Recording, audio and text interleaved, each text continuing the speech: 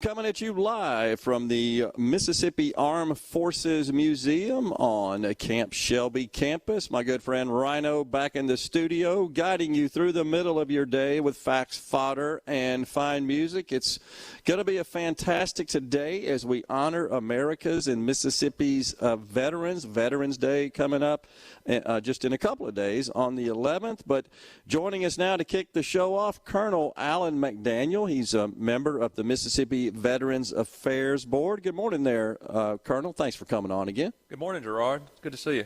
So, first, this place is incredible, isn't it? Oh, this is absolutely amazing. Not only is the Armed Forces Museum an amazing tribute to our service members, but Camp Shelby, I don't know if you've had an opportunity to go around and look.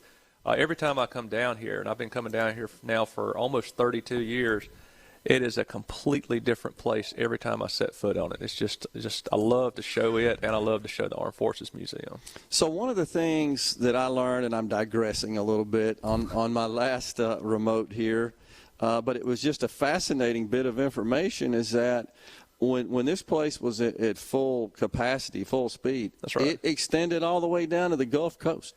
It did, and it goes back and forth. You know, we have an agreement with the national forest, and I don't think it quite goes all the way down there, but okay, at its height, it did go all the way to the Mississippi Gulf Coast. So it's depending on who you talk to in the nation. We always make the claim that we're the largest National Guard training facility in the United States. Yeah, and it's incredible. All right, so an incredibly packed schedule of events the next few days here, kicking off today, I believe, with honoring the retirees from the National Guard. Tell us about that. Yeah, Gerard, that's I'm also the executive director of the National Guard Association, and the retirees, that is something that I've long had a passion for. On our website, the ngams.org, we have a tab, and we do several things for the retirees. I don't know if you're aware of this, but across the state, we have several groups that meet, and those are listed on the website. And we think that's very important that, one, we maintain communication with our retirees to keep them up to date with what's going on, because they're such great advocates for our National Guard. And also, too, you can learn a lot by speaking and sitting down with someone that's been there and done that. So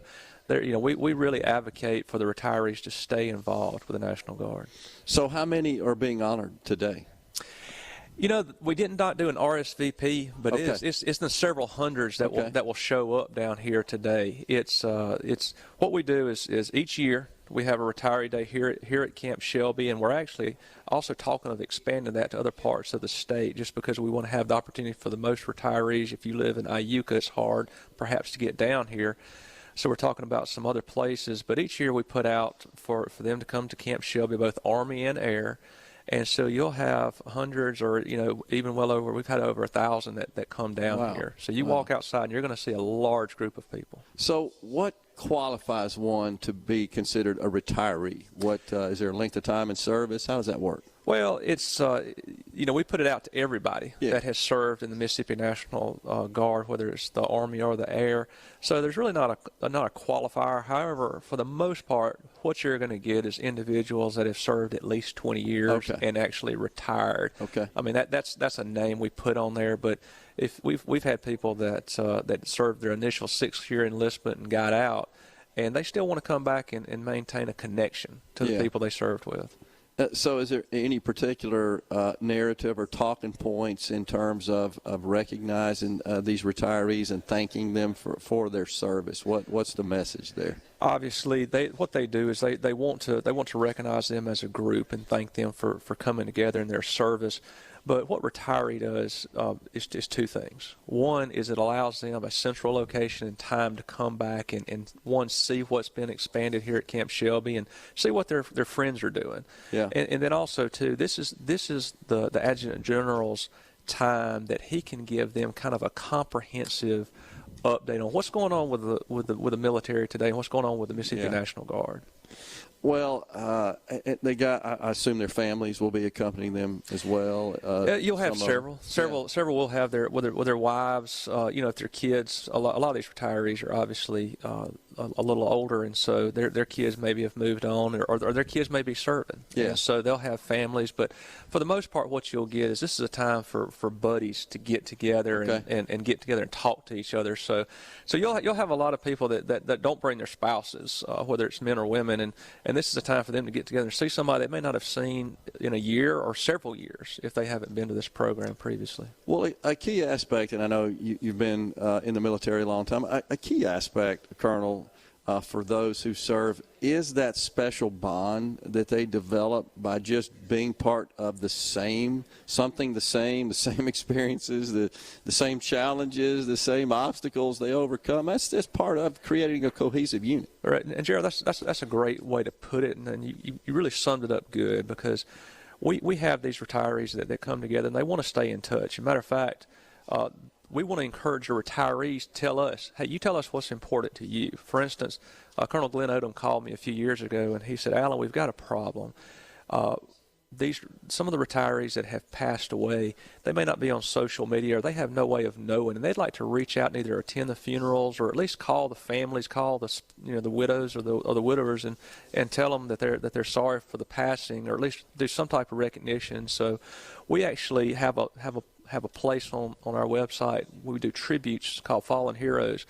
And it's really amazing how much traffic that has generated, and it's really awesome to see what that means to these retirees, where they know they can go somewhere and they can see if somebody's passed away and get some details as to going to their funerals, or at least just reaching out to their families and telling them, as opposed to having it be a few years where they found out about it. I mean, it used to be it was on note cards in file cabinets at Veterans Affairs Board to a great extent. It was, and it's the Mississippi National Guard. Right now, we have approximately 12,500 that are serving. Wow! And so you think about the turnover and what kind of percentage of the population is a retiree then, or at least former member of the National Guard, and so it gets pretty expansive. Yeah. So that's difficult, and so having these retirees engaged, whether it be Retiree Day or on the website looking at the retiree section of the website, or going to one of these lunches or breakfasts they have each month.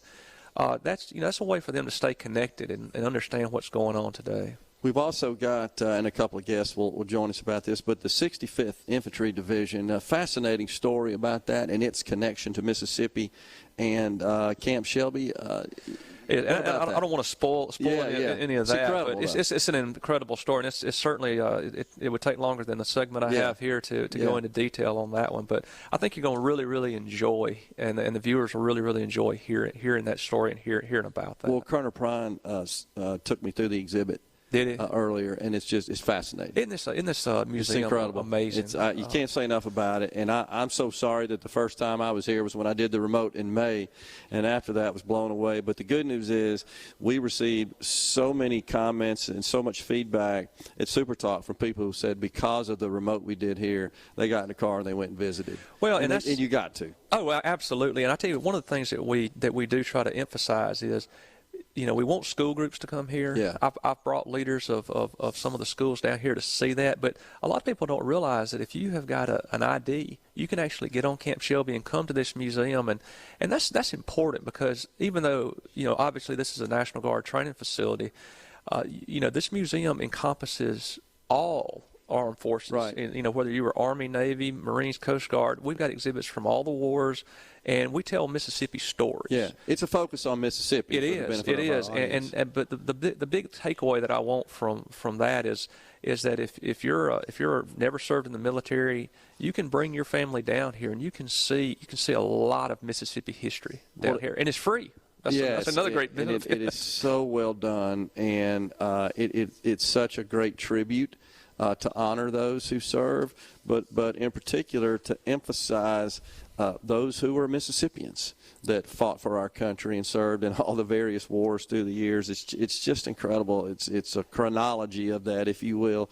You got to see it, and it's world class. The exhibits are. Absolutely, and I will tell you, I'd be amiss if I didn't say that our legislature, we've been so thankful with the support that they have given us with the Armed Forces Museum. But again, and I realize that we're wrapping up here. This is one of my favorite days of the year. I try to go at least once a quarter to every retiree lunch or breakfast because, we want to keep them involved, and they are so important to our National Guard and to Mississippi, and we just value that so much. So I encourage all the retirees that maybe have not gotten involved to get involved, and it's really a blessing. Yeah, really appreciate that. Colonel, thanks so much for coming on. Thanks so much, of course, sir, for your service, and in particular, thanks to the service of those who are being honored with retirement, a well-deserved retirement here. Well, Gerard, again, thank you so much for coming down here and helping us place an emphasis on the importance of these individuals that have given up everything for us.